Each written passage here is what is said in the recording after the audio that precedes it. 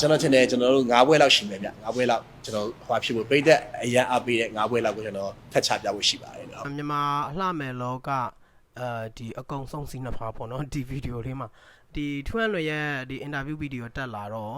တတိယဗီဒီယိုဒါလေးကိုတင်ဖြစ်တာပေါ့နော်ဆိုထွန်းလွယ်ကသူကတကယ်အရေးသွေးရှိတဲ့ဒီ national director တယောက်ဖြစ်တယ်ဒီနှစ်ပိုင်းအတော်လေး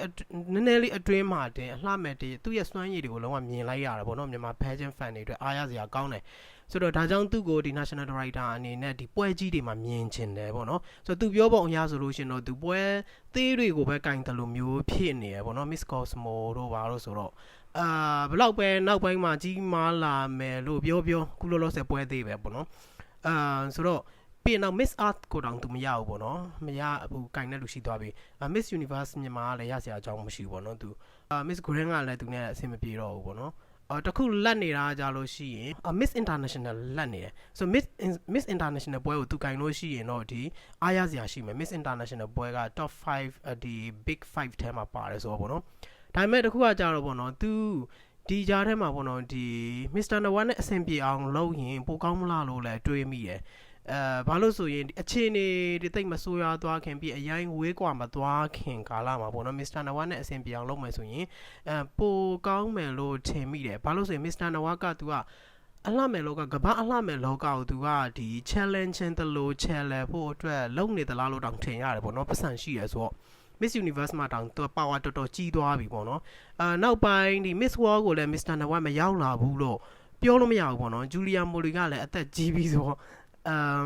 အသက်ကြီးပြီဆိုတော့ပေါ့နော် Julia Molly အနားယူသွားတဲ့အခါမျိုးမှာဒီ Miss World Organization ကလည်း share တွေရောင်းတာတွေဒါမျိုးကြုံမှာပဲလေအဲ့လိုမျိုးကြီးပေါ့နော်ဆိုတော့ Mr. Nawaz ကိုကြောက်ရပါပေါ့နော်ဒါပေမဲ့ Mr. Nawaz လက်ထက်ကိုဒီ Philippines ပိုင်နဲ့ Philippines State ပိုင်နဲ့အလှမယ်တွေပွဲတွေကတော့တုံတန်လို့ရောက်ဖြစ်မယ်တော့မထင်ဘူးမှာ Miss Earth တို့ပြီးရင်တခြားဟိုဘူးစုခီယူအလှမယ်ပြိုင်ပွဲတွေအများကြီးရှိသေးတယ်မောင်တွေပြိုင်ပွဲတွေပေါ့နော်ပြီးရင်တော့ Miss International ပြိုင်ပွဲကလည်းဂျပန်ဆိုဂျပန်တွေကစီးစနစ်တကြားနဲ့လောက်တတ်တယ်ဆိုတော့ Mr. Nawaz လက်ထဲကိုအဲ့ Miss International ပြိုင်ပွဲရောက်ချလာစရာအကြောင်းသိတော့မမြင်ဘူးပေါ့နော်ဒါမဲ့လည်းပြောလို့မရဘူးပေါ့ပတ်စံရှိတယ်ဆိုရင်အခုကတော်တော်ကြီးကိုလုံးလို့ရနေရဆိုပေါ့နော်ဆိုဒီကြားထဲမှာပေါ့နော်ဒီ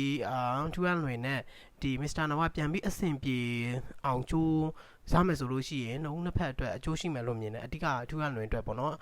ထူရန်လွင်နဲ့ Mr. Nawaz အဆင်ပြေတယ်ဆိုလို့ရှိရင်မြန်မာ pageant လောကအတွက်လည်းဒီအဆင်ပြေလာစရာအကြောင်းတွေအများကြီးရှိရပို့ပြီးတော့အားရစရာလေးတွေ့လာစရာရှိရလို့မြင်တယ်ပေါ့နော်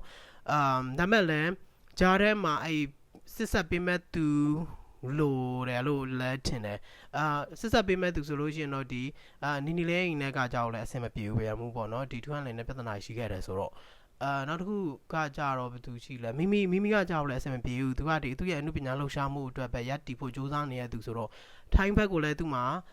တအားကြီးလှုပ်လို့မရဘူးမြန်မာဘက်ကိုလည်းသူအဲ့လိုမျိုးလှုပ်လို့မရဘူးပေါ့နော်ဆိုတော့ဒါအဆင်မပြေဘူးပေါ့သူတို့